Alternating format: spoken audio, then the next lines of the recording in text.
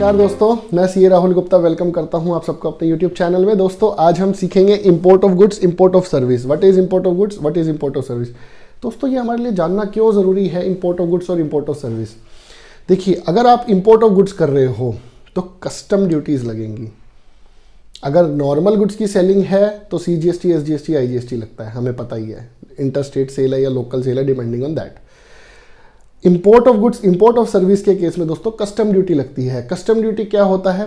Custom duty will be equal to basic custom duty plus GST of like goods जो India के अंदर है उसके जैसे। ठीक है, वो अलग टॉपिक हो जाएगा। अभी हम सिर्फ इंपोर्ट ऑफ गुड्स और इंपोर्ट ऑफ सर्विस क्या है वो कवर कर रहे हैं।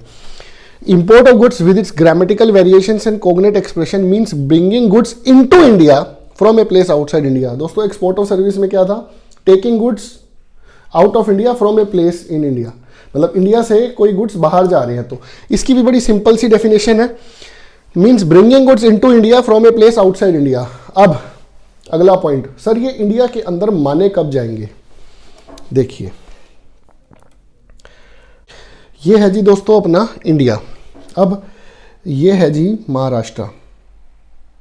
मान लीजिए हम महाराष्ट्र के पोर्ट पे माल लेके आ रहे हैं। ठीक है जी, अब होगा क्या दोस्तों, ये है territorial waters of India. What is this? Territorial. यहाँ पे चारों तरफ हिंद महासागर है, टेरिटोरियल वाटर्स। ये भी टेरिटोरियल वाटर्स है, ये श्रीलंका है जी। ठीक है जी दोस्तों, कस्टम्स एक्ट के अकॉर्डिंग 12 नॉटिकल माइल्स जो पानी की मेजरमेंट है वो 12 नॉटिकल माइल्स तक इंडिया की जुरिस्डिक्शन है। अगर वहां तक माल आ गया है तो इंडिया के अंदर एंटर हो गया है। तो होगा क्या दोस्तों, इसीलिए आप ध्यान करोगे शिप्स बड़ी ध्यान से मूव करते हैं चारों तरफ किसी भी कंट्री के, कि किसी कंट्री की टेरिटरी में ना चले जाए, अदरवाइज वहां के कस्टम्स ऑफिसर उसको पकड़ सकते हैं। ठीक है ना। तो अगर 12 नॉटिकल माइल्स के अंदर इंडिया के अंदर आपका माल आ गया है तो वो इन इंडिया आ गया है।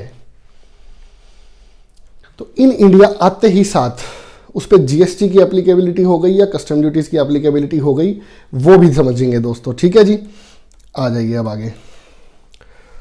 अब ये तो हो गया import of goods, means bringing into India, मतलब 12 नॉटिकल माइल्स के इंडिया के माल अगर पहुंच गया तो वो इंपोर्ट हो गया, अगर वो किसी और कंट्री से आ रहा है, from a place outside India.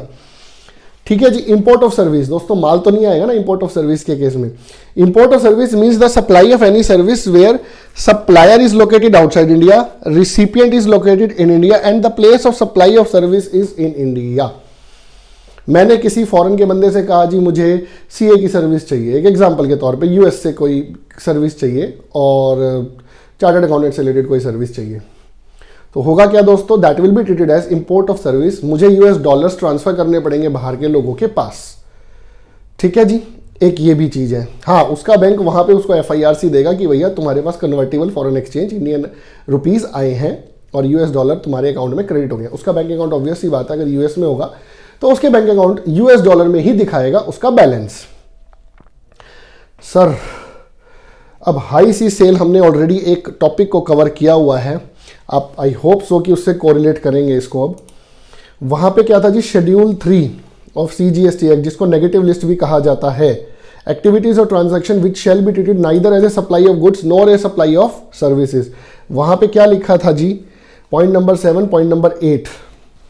पहले मैं थोड़ा सा आपको बैकग्राउंड दे देता हूं, आप लोग भूल गए होंगे कि क्या था। ये हमारा इंडिया है जी। ठीक है जी, US से माल चला, मिस्टर A ने माल बुक किया था, माल इंडिया के अंदर एंटर हो चुका है या नहीं हुआ है। इस बंदे ने मिस्टर B को 100 रुपये का, मान लीजिए इसने खरीदा था, 110 रुपये का इसने B को बेच दिया है।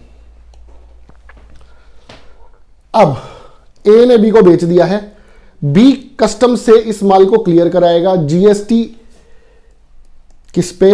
कस्टम ड्यूटी किस पे? मतलब क्या GST 100 रुपये पे लगेगा या कस्टम ड्यूटी लगेगी एक चीज तो 99% आप सब लोगों को क्लियर हो जाएगा कि 100 रुपए पे तो कस्टम ड्यूटी लगेगी। भाई साहब यूएस से बिल बन के आ रहा है, bill of entry for home consumption file होगी, 100 रुपए पे कस्टम ड्यूटी दो, माल क्लियर करा लो। अब मिस्टर ए ने 10 रुपए कमा लिए, मिस्टर बी क्लियर करा रहा है ना गुड्स, सॉरी अगर मैंने मिस्टर ए बोल दिया था पीछे, तो मिस्टर बी क्लियर करा रहा है गुड्स। तो 10 रुपए का मार्जिन मिस्टर ए ने कमाया हुआ है, मिस्टर ए के 10 रुपए के मार्जिन के ऊपर कस्टम ड्यूटी लगेगी या जीएसटी लगेगा। तो ये शेड्यूल 3 के अंदर पॉइंट नंबर 7 पॉइंट नंबर 8 में गवर्नमेंट ने क्लियर कर दिया था कि भैया ये 10 रुपए पे भी कस्टम ड्यूटी ही लगेगी, इस 10 रुपए के ऊपर कोई जीएसटी की एप्लीकेबिलिटी नहीं है। ये मैं इंपोर्ट ऑफ सर्विस के साथ एक बार आपके लिए रिपीट कर रहा हूं।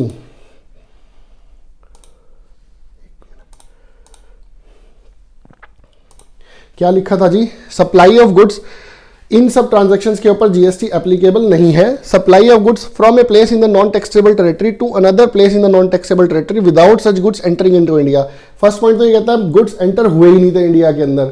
8th पॉइंट क्या कहता है, supply of warehouse goods to any person before clearance for home consumption. Custom की bill of entry for home consumption हमने फाइल नहीं करी, उससे पहले ही हमने माल किसी और को बेच दिया, उसके ऊपर भी जीएसटी एप्लीकेबल नहीं है। Supply of goods by the consignee to any other person by endorsement of document of title to the goods after the goods have been dispatched from the port of origin, USA से माल चल पड़ा है, located outside India but before clearance for home consumption। ठीक है जी दोस्तों, इस पे बड़ी दिक्कत आई 2019 के अंदर। हमने एक वीडियो इसके ऊपर ऑलरेडी स्पेसिफिकली बनाई हुई है, आप वो भी देख सकते हैं, GST applicability on high sea sale, मैं डिस्क्रिप्शन बॉक्स में वो डाल दूंगा। इसके अंदर बड़ी दिक्कत आई दोस्तों। क्या हुआ, 2019 तक क्लियर नहीं हुआ था, गवर्नमेंट ने भी क्लियर नहीं किया था, लोगों को कंफ्यूजन थी। इस 10 रुपए पे कई लोगों ने जीएसटी दे दिया। ठीक है जी, गवर्नमेंट ने क्लियर किया, भाई दे दिया तो दे दिया, हिसाब से इस पे कस्टम ड्यूटी बननी थी। आगे 2019 में तो क्लैरिफिकेशन आ गई थी कि भैया आगे के लिए इसके ऊपर आपको कस्टम ड्यूटी देनी है। अभी रिसेंटली एक सर्कुलर इशू हुआ, वो भी मैं डिस्क्रिप्शन बॉक्स में दे दूंगा, जिसने ये बोला कि भैया इस ट्रांजैक्शन के ऊपर 2019 तक भी कस्टम ड्यूटी ही लगनी थी, जीएसटी नहीं लगना था। लोगों ने दोनों जमा कराए दोस्तों, उन दिनों में क्लियर नहीं था, जीएसटी नया एक्ट था, लोगों को नहीं समझ में आ रहा था। ठीक है दोस्तों, तो import of goods import of service इसलिए समझना जरूरी है। अब हम आगे इसमें प्लेस ऑफ सप्लाई वगैरह करेंगे, तो उसके लिए आपको ये डेफिनेशंस क्लियर होनी बहुत जरूरी थी। आशा करता हूं दोस्तों आपको टॉपिक क्लियर हो रहा है। आप ऐसे ही हमारे चैनल के साथ जुड़े रहिए और रोज नए नए कंसेप्ट सीखते रहिए। जय हिंद दोस्तों।